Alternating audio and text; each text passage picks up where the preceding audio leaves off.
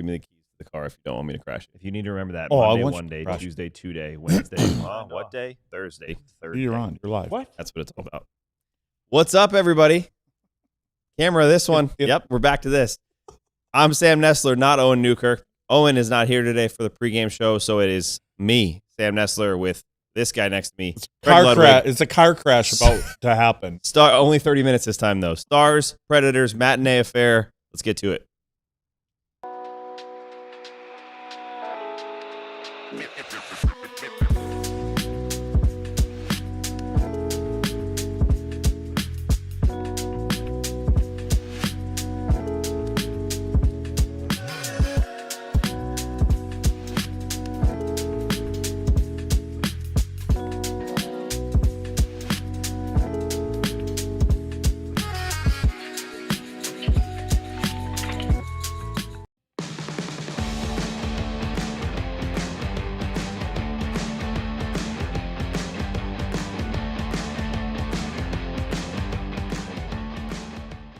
This is the DLLS Dallas Stars pregame show. Stars at Predators, 2:30 matinee affair in Nashville today. Before we get to the show, let's talk about, you know it, DLS Face-Off Collection.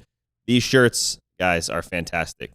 Love the green one. Love the color. It really pops. I've yet to see it in person. We're still waiting to try to get our hands on our own free shirts. Good job, here. Sam. I like Throw that in there. And then you also have the 3-star one up top, which I love the look of it. Go get those before they run out because they're a hot topic right now. Luds. You know what I was thinking, Sam? Let's hear it. If Ben doesn't get us those shirts before our little event at Hooters and then the game Less than a month. I think he should have to foot the bill for the beer. Yeah, I like that. Don't you think? I like that. I think it's a good call. Let's, Ben, if you're watching. I'm sure he's All right, Luds, let's get right into the matchup today. We'll talk a little bit about lineups and things later, but I'm just curious, when you look at Stars Preds, what comes to mind right now for this game today?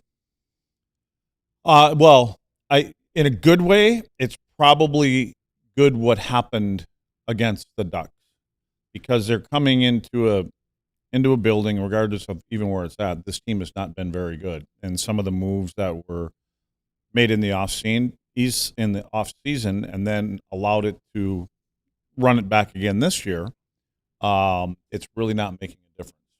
But that being said, there's a couple guys there on the Nashville team that probably want to make a statement, prove some things, and get kind of purge everything. So, but I think for Dallas, more importantly, is I'm curious to see how they start this hockey game because, again, you only have a day in between or so, and as Gully mentioned in his presser, maybe they just want to do videos and talk to a few guys. Let's see if that takes effect in this game because they've got a completely another level that they can go regardless of the opponent. Yeah, and I thought that was interesting what Goldson talked about yesterday. I asked him, when you have a game like that, especially because the Ducks game wasn't a bad game for 60 minutes. It's not like they got outplayed for 60 minutes, right? That second period was just horrendous. First and third, he actually liked the way they played. So when he has it like that, is it something where you say, you know what, that's not the way we play, let's burn the tape, let's move on, or do you work on it? And he actually said a little bit of both. So yesterday at practice, they had a full practice on Friday. They had a lot of fast-paced drills, and he said, we didn't worry about any of that game stuff. We went out there, we did a ton of 2-on-1s, we did some battles, we did some puck movement, some breakouts, and then today, this morning, either on the plane or in the meeting room, whatever it was, they went over some film. And that, I think, is a good way to balance it. He said there was a lot of tension after that Ducks loss, whether that was because they had the point streak or the way it ended. But I like the fact that he said, Friday, let's just go out there, skate hard, and get all that out of our system. Well, the routine or the rotation of how he did that stuff, you really didn't have a choice because you weren't going to skate today anyway. Right. Save the video today. You got to get them up and you got to get them moving, come down for breakfast, those kind of things. So they don't just lay around in bed. So that was an opportunity there. I think where the little disappointment for me may have been that I think teams up until now, 10, 11, 12 game mark, wherever we're at, have probably taken Anaheim as, well, this isn't the real Anaheim Ducks. They're going to go back to what we've known them to be. Earth, yeah. And I put that on the veteran guy, to say, listen, this team may be real and even not there, but you want to put your game out there. It's not so much the way that the Ducks are playing. we've got a way that we're trying to build and be a team that's ready to go in the playoffs. Let's continue to put that game out there. And they didn't. And again, you know, I mean, you just said it earlier that Otter's starting again today. And so to me, that's more of a get your game right kind of game for Otter. Yeah, and it's a great. I think we even use that as our thumbnail, right? It said "Let's get right," and that's because I didn't even look at that. Yeah, see, that's beautiful. We're in sync here today. But that's because this team is still looking. We're not just talking the Ducks game. This team's still looking to find its game. They have not played consistent hockey. I think you said it, and Owen said it the other night. They haven't figured out their identity yet. There's a lot to figure out, and it's not just because of the injuries. It's because of, as Goldson's talked about a ton, they're still in a little bit of instinctual versus what they've been doing. They're trying to just play free, but they're still thinking a lot about the system changes. There's just a lot going on that really hasn't felt settled, and that's kind of what you're looking at when you look at the way they perform. Goldson said yesterday he really didn't like the first 6 games of the season. Then since then, they haven't really had a chance to look at the full team because they've been missing multiple people. But he said the record's very indicative of how he played, and they're 7-4-3. You can't get much more average than that, right? And on the flip side, Nashville is in this similar boat. They're at 5-7-4, so not picking up as many points, but they're only 3 points behind in that West that is already super tight with top to bottom, right? Yeah. So I think for Dallas, more importantly than picking up points is still finding their game. And Goldson said it from day one. He repeated it again yesterday. Game 20 through 40 is where he really sees good teams start to separate themselves and the mediocre or bad teams start to come down to earth a little bit. So we're getting close. I mean, this is game 15. I'm hoping to see a step forward from the Stars again today. Yeah, and you know, again, the system, there are a lot of talk about changing, and the system guys got to get used to it and things like that. I just don't think that the system has that much to do with sitting on the bottom of the league as far as 5-on-5 goals. Yeah. I don't believe that what's going on 150 feet away from your net. And the only thing I could say there is maybe that it's not creating as much offensive zone time as you'd like because you're spending a little bit more time in that zone. But again, I think that right now what they're doing is they're leaning on their power play, and that's really all that they have to at this point. So, but that only happens 3-4 times a game. So the 5-on-5 offensive game has got to get going. And again, I just look at things like that. It's a little more directness and pucks getting to the net. But yeah, you're right. I think this is the time where you're looking to, okay, that marker's gone now. Now we got to start getting to where we want to be when we get to the middle of the season. Yep. And so, Ryan, you want to pop up the team comparisons for me with the stats? I was just looking at kind of where these two teams in some basic categories here. The thing that stood out to me, Luds, was the Stars were pretty high up there in goals against, right? They were third, second in a lot of those defensive categories. Now, obviously, giving up 7 does not help you with that. But when you're looking at these two teams, again, pretty average to bottom of the league, other than the Stars power play, which has been rolling right now, kind of carrying them to a lot of that point streak. What do you take away from looking at these comparisons here? Well, again, I go directly to that power play, as I said before, is that those are your best players being your best players when there's an extra man less on the opponent's team. So there's a little more space for those guys to do their thing. But, I mean, this just looks like two average teams when you just look at the numbers. And the talent pool is probably similar, too. Again, talk about Nashville making some moves a couple years ago. That hasn't panned out for him, and especially Steven Stamkos. And I was surprised he's got 1 power play goal. So, and then if you haven't heard Ryan O'Reilly, who came out and made some comments about his own personal game, which I think he kind of was trying to take that water on for the team. I agree. Because he is not, the guy's got 6 goals on. I think he's second in points on the team. It's not like he's doing nothing. And the one thing that he did say in that quote is, as the number 1 center on this team, and I don't know if anybody considers him he's a great player. He's a good number 2 center, but he does everything: power play, penalty kill, 5-on-5. He won a Conn Smythe, and then didn't he say something about he's only had 1 good season in his career? Thought that was crazy. Yeah, and I'm assuming he's talking about the Stanley Cup year. You know what you do is maybe he's smart enough to take all of the focus, all of the other stuff going on the team, and go ahead and put it on me, and we can forget about everything else that's going on around that team. So, and if he did, good on him. But he's been that kind of a player. He's a stand-up guy.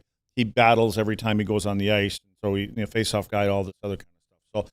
So, and again, from a Dallas Stars standpoint, you could care less what's going on down the hall there. Yeah, you want to get your game back in order as quick as you can. Yep, and I'm curious for you. This might be a very loaded question, but what's wrong with Nashville?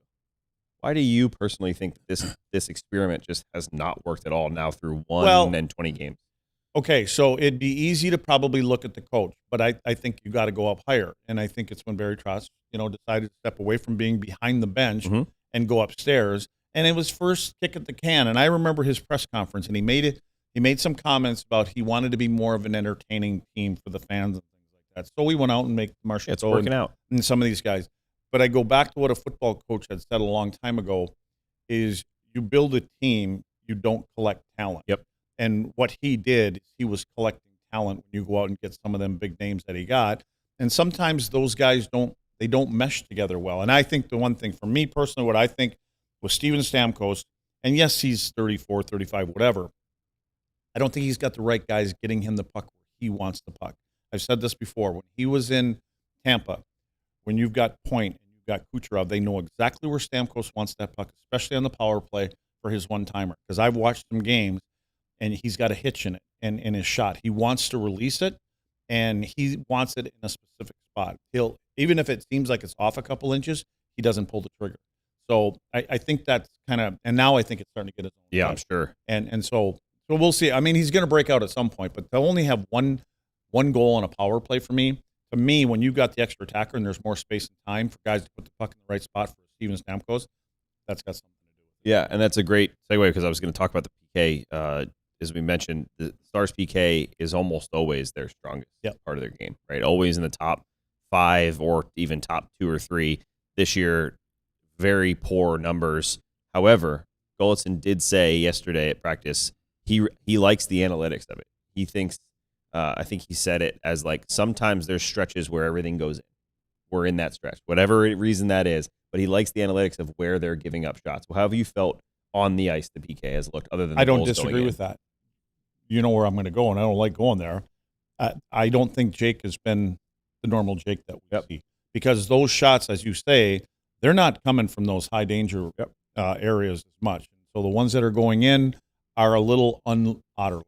That's what I feel. And sometimes special teams and goaltending, it kind of goes together. I think Jake Oettinger, and I think it's a good thing that they're going back to him again today, throw him right back into the fire. And so hopefully you keep these shots to where they're coming from right now. Nothing, in that danger area. Every time I says high danger, I think of the guy that's coaching baseball or basketball or whatever he's doing today. But I think that they have done a good job, and I think there's a couple little parts for me.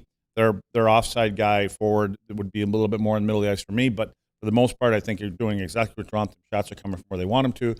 Now it's time for your goaltender to make saves. Yeah, and I think it's been interesting to watch the way they've done it because Golitzin made a point too of the Anaheim game. We got 2 power play goals off the rush, and one of them was that crazy Oscar Beck pass to Heiskanen off the rush that everyone changed. I talked to Oscar for like 10 minutes about that yesterday, and he was trying to figure out. It was just, I should have probably made this play, but also I thought he was going to make this play. It was just one of those where everybody was not on the same page. Yep. It turns into a rush the other way.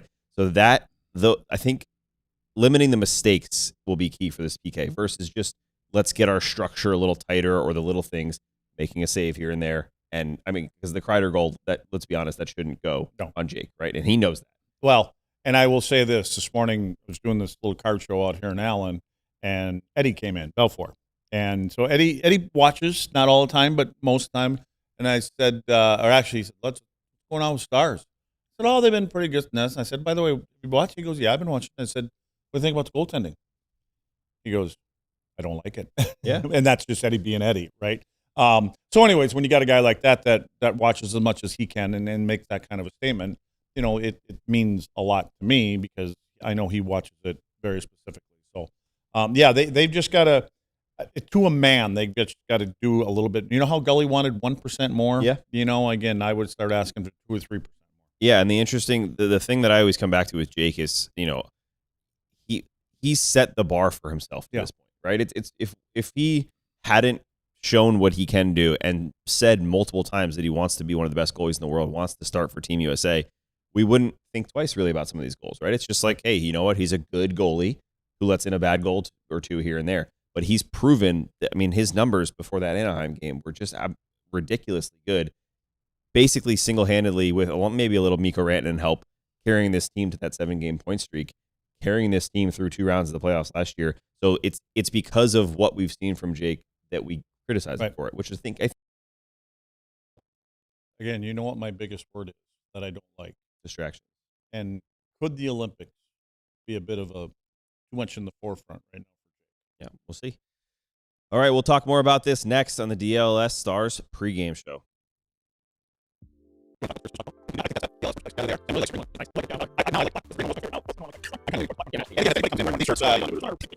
I'm buying some beer, unless I can talk Ben into it. Now, I do want to talk about today at the thing I was at. A guy came up at the card show, and I want to talk about the Jamie Benn shirt. So, okay, and we're always talking about, well, I don't know where's this visor come into play with Jamie? I didn't know Jamie even wore a visor, but anyway, there's the visor on it. Today, I figured out where the visor came from. So some gentleman comes up today and wants us to sign this thing, and I want you to take a look at the visor and it's a very cool little plaque that a bunch of us signed for this guy today, and he's got a ton of signatures on it. But that visor, to me, is the same visor that's on that shirt. Yeah. So I think we've got to the bottom of, so if you don't know where that came from, it came from this plaque, wherever that plaque is, and that's probably from the 40s, because I think he's wearing Sears catalogs for shin pads. So it's up to you now. Yes, thank you, lads. Let's talk about PNC Bank. Long-term growth takes patience and commitment, something that both banking and hockey hair have in common. PNC Bank recognizes the value of long-term growth. It's time to see how good long-term growth looks on you. There's one thing support long-term growth, another thing to go out and celebrate it. Thank you to all the amazing Dallas Stars fans who embrace long-term growth in all its feathered glory. This is an excellent read. PNC Bank, official partner of the Dallas Stars. If you guys missed this, we're going to talk more about it in a second, but this whole Main Street pop-up, the PNC Plaza, the DLS takeover, this was a lot of fun. So PNC, as I mentioned, PNC Bank, an official partner of the Dallas Stars. Luds, mullet report time. Yeah, Ryan? Oh. Mullet report time. Presented by PNC Bank. Luds, take it away. Who's our mullet of the day? Well, I think we should show. See, I don't know if we should. Are we letting people type in or whatever you call it? Twitter in? No, we're not doing that. Well, this is Marty McSorley then, so forget it. I was going to let you guys pick. Now, a little backstory on the McSorleys and his brothers. They used to get in. So Marty McSorley was a tough dude when he played, right? And especially when he was in L.A. But he's got a good-looking dude. I think he was in a couple movies. You said he was in Shoresy. He was in Shoresy, a couple different movies. But the brothers, when they got in fights, they apparently, I hear, they're throwing pitchforks at each other. So, and that's kind of the way he played the game. Is threw pitchforks, but they were on the ends of his. Was he someone you'd like to throw a bow or two at? That's all I know about him was from Shoresy for the most part, and he sounded like someone you would throw an elbow to that got under your skin pretty well. Yeah, but the good news is Marty was a defenseman. He played up on the wing very once in a while when they needed him. So he never really got in there. And he was an offensive guy. I mean, he was a tough guy when he played in front of his net. They probably wanted him to be a forward because he wasn't the greatest of defenders. But he was in that era that we played in. He was very effective what he did. So no, he was one of them kind of guys you just kind of want to let sleep. Yeah, just let him sleep. Leave him alone. You can. And with an excellent mullet. So our Main Street pop-up event was the ultimate celebration of PNC's reliable, responsible approach to long-term financial planning. Epic hockey hair. At the Main Street branch, fans had the chance to pick up their own Dallas Stars hockey hair hat, which we had, and I got, if you guys didn't see the video already, I got the full setup with the professionals putting it on, showing me in the mirror. I asked them for shampoo. They didn't give me shampoo. But it was a reminder that the best things, whether legendary flow or strong financial plan, come to those who are patient and committed to the long run. PNC Bank, an official partner of the Dallas Stars. Before we move on back to the pregame show, I want to know your favorite memory from that Thursday PNC event, and not just when we were at the bar and you were getting swarmed already. Okay. No, my favorite memory probably was when some fans from DLS came up and started saying that they loved our show. We had a lot of people that watched the show. I had a lot of people today at the card throw. Yeah. They were all mentioning DLS. So, again, it's getting out there. You know what? I think I was blown away by the whole event, to be honest with you. For promotion, don't know what all goes into those things, but the whole setup was great. The people that were working in there were great. I didn't like that we had to sign our lives away to get a picture taken. I don't think so. No one realized. It was very funny. If you guys weren't there to see it, we walked into the little booth, the barbershop booth, and we're all kind of walking around, and no one really knew who we were in terms of the people that worked there. And all of a sudden, this guy starts getting swarmed. People start asking him questions. You're seeing him sign a couple of autographs, waivers. and then you're signing waivers because I think they recognize who you were and realized we should focus on this guy. After that, the official PNC cameras were following you around, which is why you had to sign the waiver away. I asked for a marker. Yeah, so they could signed a waiver. It. Yeah, and I had to give the marker back. There you go. Oh yeah, there you go. Signing right there. hats. I think you signed the picture, right? The frame picture that was up there in the booth. And I don't know if we got a shot of the sign. I think I'm getting the sign. They told me, yeah. I like. Can you remember what it said? Don't remember. I know. I saw a picture of you, and it was something. It was something, and still growing. Yeah, something. Wait, right there. Never stop growing. Never stop growing. Good job, Ryan. I'm trying to never stop grow, but I haven't grown in quite a long time. On the right? Is that's Owen. Our right, or is that the viewers left? That would be there. They're looking at it as we are, so they're right. That's Owen. Look at Ryan. Just looks like he's here. What I do. Sometimes I just wonder if things are backwards from what we see. Like, like in here? If I want to point at Sam, I'd point at Sam like that, right? You're just confused by the QR code. Remember the QR code? Oh, it's the QR code I can never get right. It's like that chat sign over there. I want to point at the chat sign, but it's over here. It was an excellent event, a lot of fun. Any other hockey I you had talk one. about today? I had one fan tell me that I was taller in person than they thought I was on the show. Yeah, but he was really short. I don't know if that's a compliment. I'm not sure. That was that little short guy. Let's get back into hockey, though, for Luds. Before we get into the lineups for today's game, I do want to give updates. We got a few injury updates yesterday at practice. So yesterday was the first time I saw Matt Duchene on the ice in 12-ish days How'd he look? with the group.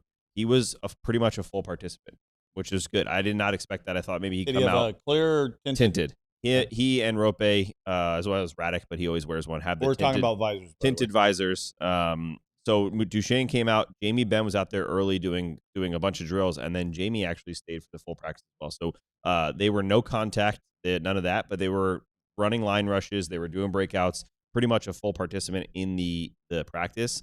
Goldson said they're both day-to-day, which I know is a tricky wording to decipher, but he said Jamie might be a little bit longer. But the key thing he did say that gave us some insight was they're not on the trip today, and they're probably out tomorrow for both of those guys. But he did say he hopes that both of them will travel to Canada next week for that trip that's in Canada. So it's a good. I would say the good thing is Jamie's on a plane and all that kind of stuff. If he can fly and they might be able to play on that trip, that's a good sign, right? So having those two back would be good. And then the other update was on Nils Lundqvist. He's still a ways away, but he is working out. I saw him with crutches and a boot, walking boot on, and apparently he's been romping around on one of those little scooters. I was just going to ask you, upper or lower body? Lower body, yep. Okay. He's wearing a walking boot, and he was on one of those scooters, that you kneel on. Owen scooter. Yep. So I'm not sure if he's going to race Owen one day or Probably not. Looks better on it, though, than Owen. Yeah. Is he wearing a helmet, too? He was wearing a safety helmet and glasses? Not wearing a safety helmet. He also wasn't wearing a suit. So those are the updates. And then Colin Blackwell missed practice yesterday, but it was just maintenance. I think he took a really big slap shot that he blocked late in the game against Anaheim. He's fine. I think he's going to be in the lineup. So, Ryan, let's go ahead and just jump right into Stars lines here. Goldson said Stars lineup should be the same. So whether that means the exact same lines or not, I think this is a pretty good guess because he said he liked those two lines, that the Steele, Johnston, Rantanen, Robertson, Hintz, Sagan, the way they line up. And Mike Heika kept asking about it because we haven't seen it really, and Steele's kind of still a question mark, I understand, but we haven't seen a lineup that really has a top six in quite a while, and this seems to be the closest they got. But aren't those your best top six right now? I mean, is there anybody? I guess I would like to see more out of Maverick. Yep. Okay. If he was playing to where we point, he would maybe jump up there, but that's it. Who would you replace him with? Who would you put? I would maybe put him on the left of where Steele is with Johnston and Rantanen. That's if he's playing to his peak when he's at his top game. Not right now. He's actually have we seen his peak? I don't think so. We know his peak. I think so. Okay. I think we're still waiting. Well, I guess when you say the top, those lines, they're your best six that are producing and not just points wise, again, but I think they're most effective players that are up there right now. So, and in order to win hockey games and get out of what happened in Anaheim and possibly, you never know, this team today could surprise. I mean, you don't know what's going to happen today, right? But you can't just continue to play the game and dine on just your power play, waiting for penalties to happen in your power play. You've got to get, and again, the way that we talked, there's always been a bit of a hole there in the top six somewhere. So, but that just means more opportunities from the bottom guys, but I think they can play a little bit more direct, a little more under your skin. Yep, the interesting one for me will be to see. I know Goldson liked Johnston with Rantanen and wanted to try that out, and then Hinson Robo has been obviously the pairing we've seen together for quite a while. Be interesting to see how long that lasts. There was some shuffling last game, whether that means Robo jumping up, whether that means Robo, Hintz, Rantanen go back together. That kind of they're still trying to figure that out. They have not found any trios. The only thing they have found is the defense pairings, right? Because that's been the same. You want to pop that up, Brian? That the defense pairings have pretty much been the same since training camp here. Other than obviously Nils Lundqvist going down, which pushed Petrovic in. But you're still looking at the same pairing. Lindell Heiskanen, Harley Labushkin, which was the pair for most of last season. And then the two AHL buddies, Bichel and Petrovic. And then, as you mentioned, Luds, Jake Oettinger is going to get the start tonight, which means we will see Casey DeSmith tomorrow versus Mason Marchment and the Seattle Kraken. You know who I like in that group? Yeah. Merrill. Yeah, he's pretty good. And I'm not going any further past that. That's it. You like Miro? Thomas Harley's you're game, saying other than that, you haven't seen it yet. I haven't. I think Bichel and Petro have to be better. Bichel's got to be better. For sure. He hasn't come back the way he started last year. Thomas Harley, since signing the contract, well, not even prior to that, I don't think he's been the same guy so he's got another level. And I was watching Essa, and Essa's always kind of steady, right? But and again, it's early in the season, veteran guys, but the jump and not noticing him, which I know Essa, when he plays, you don't notice him is a good thing, but foot speed, right? Yeah. So, and maybe that's got something to do with playing Miro. Yeah. Because I think what we've seen from Miro especially since the Edmonton game, Heiskanen looks better, more closer to what he was before. Yeah, and uncharacteristic, I think, has been a theme for this group where you mentioned Lindell, a couple of plays where that's just not us Lindell. A couple of plays with Thomas Harley where, I mean, if anything, Harley's not the best defensive defenseman in the league by any stretch, but he's very good with the puck. Yeah. Not only with it, controlling it offensively, but he's usually great at handling high flips out of the zone or knocking pucks down and keeping it in or making the quick read on the breakout. Those have been the mistakes that I've been really surprised by. I mean, I'm starting to keep track of some of the turnovers he's making, and they're not only are they blatant, a lot of them are turning into goals, chances. That's surprising. Go back to last season, the team last season when they started, and things weren't happening right in the beginning because they had come off a season prior to where they were scoring a lot of goals. Yep. It doesn't just be Tom. I'm just speaking of Thomas now. Last year was a great year for him, right? And the whole Four Nations thing and kind of coming out party. You have to start all over again every single year. You don't, you take the 2-3 months off in the summer and no competition. It's not just a light switch. Yep. So you got to step up and start doing it all over again. All right, Ryan, let's look at Nashville. Just this lineup, as we've mentioned so many times, it should be a good team, you'd think. It's not. And it hasn't been. It hasn't been nearly as poor as they were last year, right? They're not bottom of the league as of right now. But this is the group. When you look and you see guys like Philip Forsberg, Ryan O'Reilly, Jonathan Marchessault, Steven Stamkos, even Eric Haula, it's a good team that has a few players at the top that should be performing higher. And then the few players, maybe like a Bunting or those guys that are not necessarily stepping up as they thought they would. So the forward group has just been a bit of a mess. Well, I look at you look at Forsberg and O'Reilly. They got 6 goals each, right? And then Stammer's only got 2.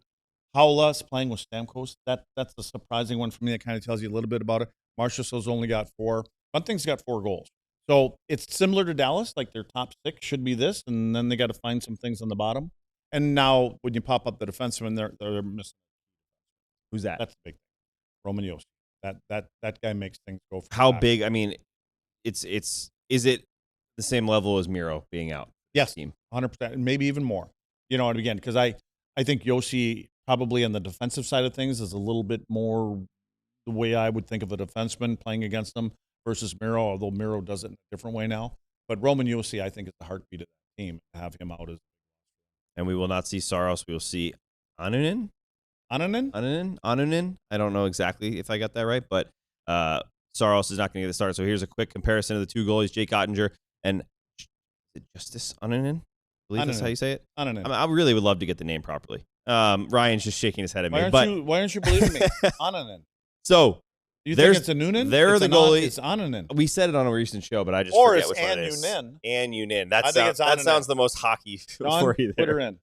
All right, that's it for the pregame show. That's it already. Stars, Man, it goes fast Predators. when no one's not. Yeah, right. Stars at Predators. Puck drop in about 7 minutes here. We will be back with Owen Newkirk for the DLLS Stars postgame show later tonight. Enjoy the game. Michelob Ultra, staring right at. I believe that they are going to crush these guys tonight. Uh-oh. We all silly like the mayor.